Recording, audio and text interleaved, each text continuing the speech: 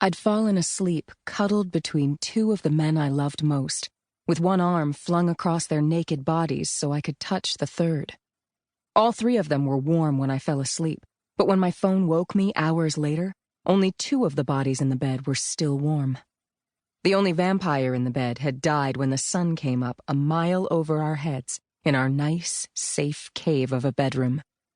It was great for vampires, but if you were afraid of the dark or didn't like the idea of tons of stone pressing down on your head, well, you couldn't sleep with us.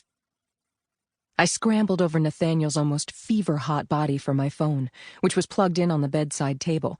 But when the screen came on, it was his phone, not mine, because his lock screen was a picture of the three of us, and mine was a close-up of our hands entwined with the new engagement rings. I finally got my phone and hit the button, but it had already gone to voicemail. Micah asked in a voice thick with sleep, "Who was it?"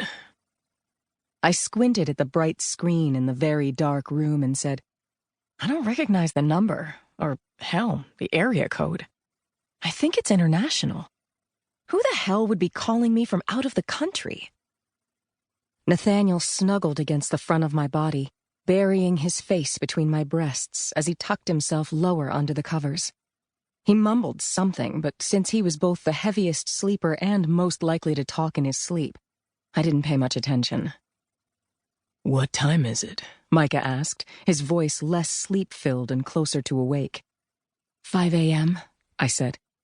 I clicked my phone to black and tried to put it back on the bedside table, but Nathaniel had pinned me and I couldn't quite reach.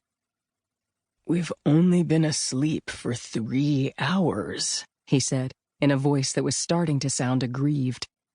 I know, I said. I was still trying to push my phone back on the edge of the table, with a now firmly asleep Nathaniel weighing me down. Micah wrapped his arm around my waist and Nathaniel's back and pulled us both closer to him. "Sleep. Must have more sleep," he said with his face buried between my shoulders. If I didn't slide down into the covers soon, they'd both be asleep and I'd be pinned with my arms and shoulders bared. The bedroom at night was about 50 degrees. I wanted my shoulders covered. I gave one last push to my phone, which fell to the floor, but it didn't light back up, which meant it was still plugged in, so I was good with it on the floor. Screw it. I was going back to sleep. I had to force both men to give me enough room to slide down between them so we were all covered and warm again. I was just starting to drift back to sleep to the sounds of their even breathing when my phone rang again. But this time it played a different song, George Thorogood's Bad to the Bone. It was the personalized ringtone for one of my best friends, Edward, assassin to the undead and fellow U.S. Marshal Ted Forrester. Interestingly, Edward and Ted were the same person. Think Clark Kent and Superman. I flung the covers off all of us and scrambled, falling to the floor and fumbling for the phone that was glowing in the pile of clothes beside the bed. I hit the button and said, "Here, I'm here." "Anita, are you all right?" Edward's voice was too cheerful, which was all the clue I needed that he was with other police officers who would be overhearing everything. "Yeah, I'm good.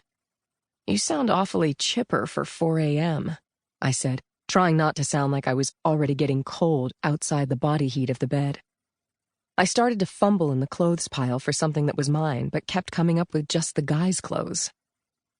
"It's 11 a.m. here," he said. He wasn't home in New Mexico then, so I asked, "Where are you?" "Dublin."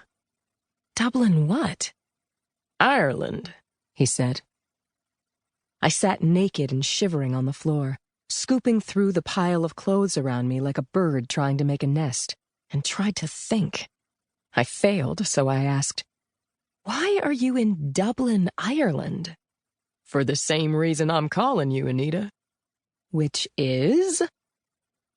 I tried not to get irritated at him, because it usually amused him, and Ted usually took longer to tell anything. Edward was far more abrupt. Yes, they were the same person, but Edward was more of a method actor, and trying to get him to break character wasn't a good idea. "Vampires." "There aren't any vampires in Ireland." It's the only country in the world that doesn't have them. That's what we all thought until about 6 weeks ago. What happened 6 weeks ago? I asked, trying to burrow myself into the clothes on the floor for warmth. Someone from the bed above me threw my robe on top of me. I told whichever of my panthers had done it. Thanks. They had their first vampire victim, Edward said.